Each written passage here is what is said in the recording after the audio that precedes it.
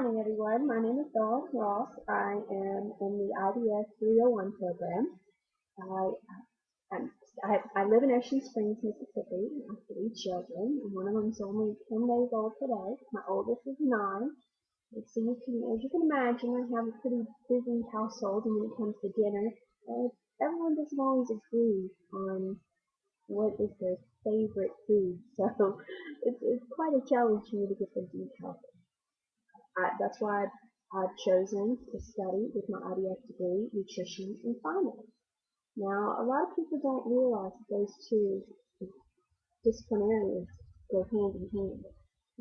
So many people see convenience foods at the grocery store, Canada Helper, frozen pizzas, frozen pre-made meals, and they don't realize that the quickness and the easiness of cooking those meals for their family is actually hurting them in the long run.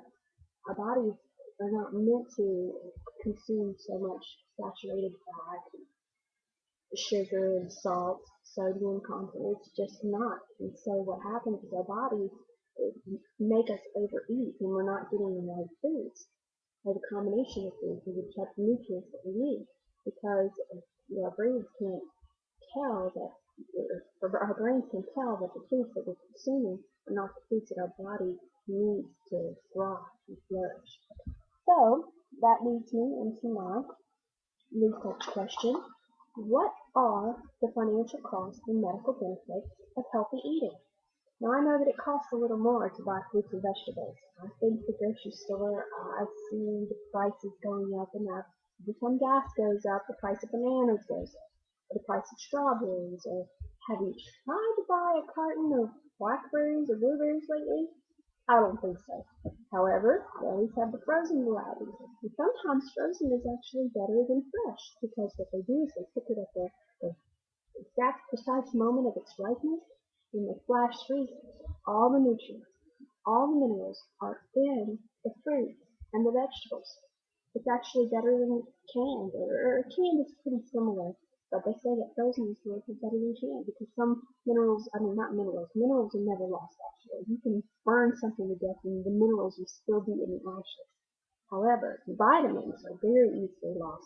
The canning process, or when you drain them, or just so many things.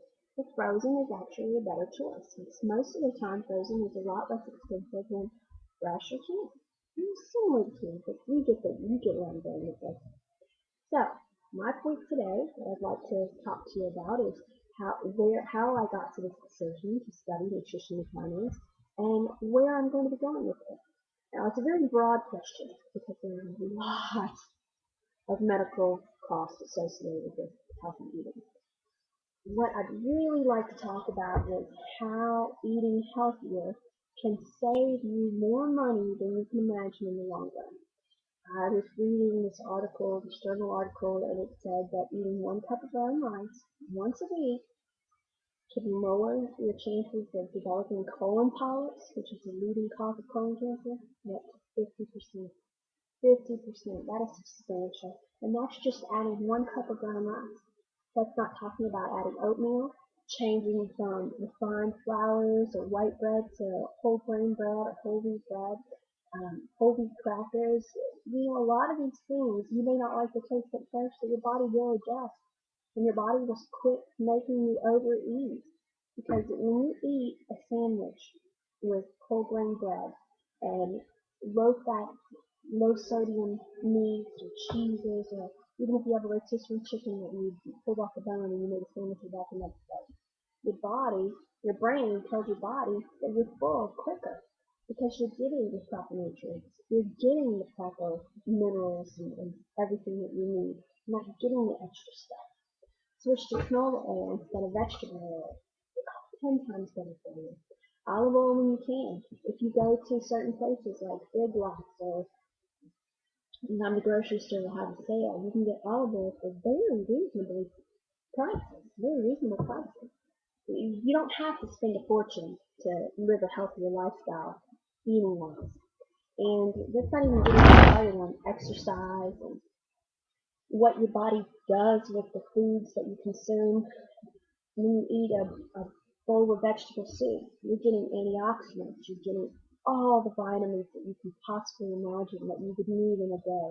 Doing folic acid, you add anything, green, broccoli, green beans, cabbage, spinach. Spinach is such a powerhouse food. Spinach is one of those foods that if you could add it to your diet just once a week, that's it. You don't even have to add a lot. Buy a bag of spinach and it cooks down to nothing. So you just feed a family of 3 or 4 with one bag of spinach and you just get this little bitty old round. It looks like a almost a tablespoonful or 2 tablespoonfuls. It's so good for your health. It's so good for your body and your brain. It works better. Children who eat better do better in school. Adults are less likely to have depression issues or health issues or develop cancer. It's not to say that it's not going to happen because none of us really know why it happens or how it happens. But we do know that with proper nutrition and proper healthy living and lifestyle, that we can reduce the risk. Who wouldn't want to live a longer, healthier life, especially for our children and for ourselves, spouses, our mothers, fathers? Okay, I'm getting lost. Now, my paper, I wrote about a little bit. I was talking about how a lot of people look in their refrigerators and their pantries and they see a lot of food, but they don't see meals. That's the hardest part about cooking. Is people don't think that they can because they don't see beyond the food choices in front of them. They can't see a meal waiting to be cooked and consumed out of some frozen chicken breast or some carrots and potatoes they have in the pantry or the refrigerator, or some frozen corn. And if you have some crab meat, that's a corn and crab chowder right there. And whenever you make a chowder, it doesn't have to be cream based. It doesn't have to be bad for you. You could add a little bit of olive oil, a little bit of flour, make a roux, add some skim milk. Skim milk, that's very, very good for you. The nutrients, the minerals, the calcium. You make the sauce. You add the crab, you add the corn, and in less than 20 minutes, you have a hot meal. And it's sweet, and it's delicious, and it's healthy. And, it's things like this that I want to be able to help people realize that you don't have to spend a fortune to eat healthy. And you don't have to have a personal chef to feed you every night to eat healthy. It's small changes that you can make. Adding a half a cup of oatmeal to your meatballs, adding some sweet potatoes or new potatoes instead of regular potatoes to your leafy meals. It's little changes. Butternut squash, it's very expensive whenever you look at it at the grocery store. If you think about it, you only need a little bit of butternut squash. One squash costs about $4 or $5 depending on price and time of the year. You cut it up, you cook it down. You don't need anything to cook it. A little bit of water or olive oil, salt and pepper, and you're done. And it's very good for you, very delicious. And you can have that one squash last you for 2 to 3 meals for a family of 4. So it's very reasonable to think about it that way.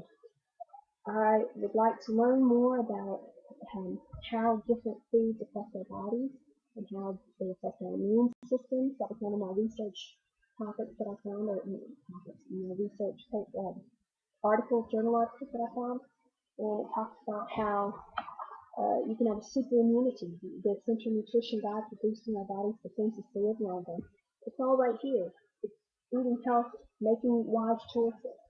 I can't tell you how many times that, I've been in the grocery store thinking, oh, what am I going to get this time, if I didn't have a whole lot of money.